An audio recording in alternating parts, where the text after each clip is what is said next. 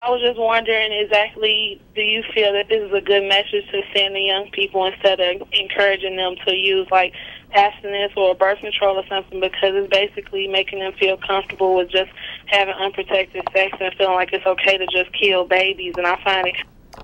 So, thank you for that question, caller. Thank you for calling in. And that caller wanted to, I guess she's really trying to state that should we be promoting birth control or abstinence? And what the Chicago Abortion Fund promotes is choice. We make choice possible. And so whether that is a woman choosing to terminate a pregnancy, we believe that every woman has the right to make her own choice and govern her own body. Exactly. If she chooses to take birth control, or if she chooses not to take birth control, that's her choice. If she chooses to carry a pregnancy to term, or she chooses to put a child up for adoption, she should have a range of choices up under the reproductive justice umbrella that allows her to live her life to the fullest. And we're not here promoting anything but a woman's choice to govern her body. And if a woman comes to us and she needs assistance, like for example, we have women in our leadership group that, you know, in order to get to the leadership group, they've had to gotten funding from us, and so they've gone through the procedure. But we had women in the group that actually got pregnant again and carried a pregnancy to term, and she's still in the leadership group. So it is about a woman's choice. It is not about promoting anything but a woman's choice, and we believe in that. We believe I don't have the right to tell anybody how they should live their life or what they should do with their body or whether they should take birth control. I mean, I don't have that choice, and I don't want anybody to enforce their beliefs on me. And I'm so glad that you answered that. Also in L.O.R E, it's about thinking about this as a reproductive justice framework. It's about access. I do completely agree. It's about having access to safe abortions, or choosing to have a child or not to have a child, and not to have governmental institutions tell us what to do with our bodies. This is about creating a safe space to promote community mobilization on our rights, to be able to choose what we would want to choose for our home, for our children, for our sisters out in the community, and our own family members. It's about choice. Thank you, Nilsa. I think we have a caller. Go ahead, caller. Hey, Gaylon, I'm sorry. This is who? Can you turn down your... I did. Can you hear me? Yes. Hey, Gaylon, this is Brittany. Oh, hey, Brittany. How are you? I'm fine. I was just watching. I want to let you know I think you're doing a great job tonight. And also about the callers, just, you know, the callers you just addressed. We support choice. And that's it. I'm sorry. That's one of my babies. But anyway, Gaylon, I just wanted to let you know I was watching. That's Brittany, one of the women in our leadership group, and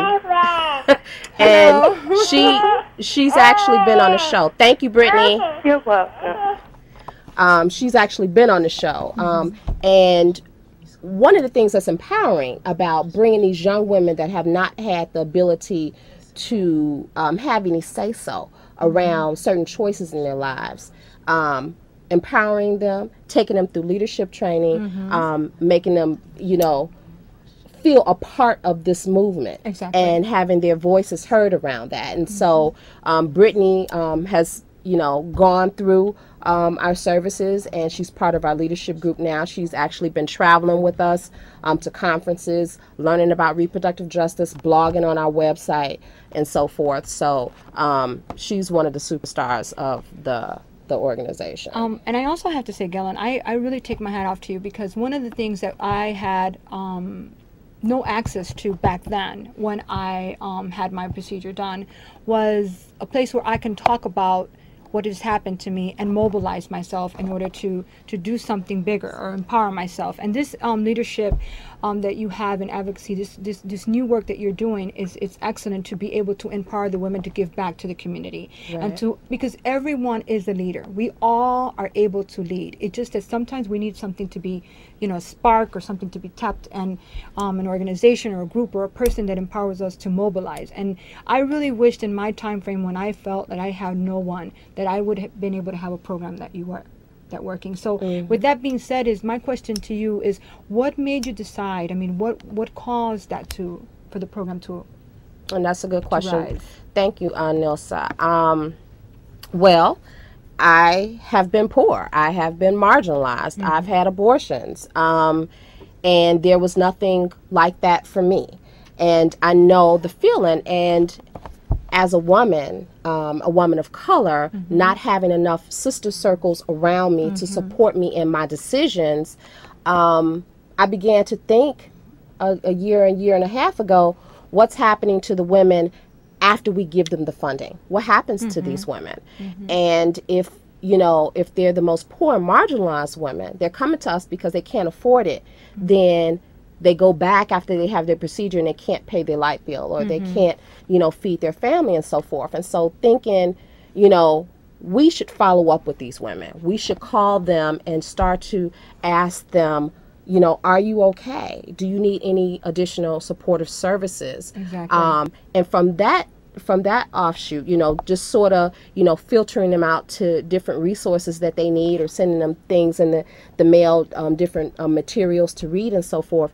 Then we began to think, some of these women could be at the table with us. The pro-choice movement always says, where are the young women, where are the women of color at the table?